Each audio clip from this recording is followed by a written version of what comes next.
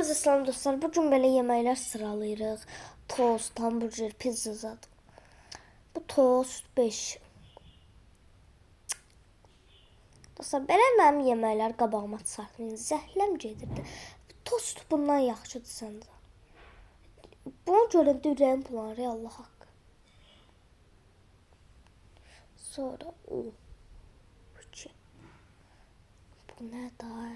7 saat. 9 bu nədir? Bu nə da?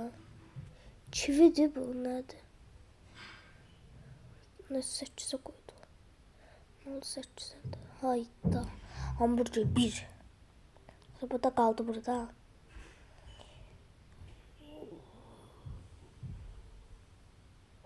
Üç. 6.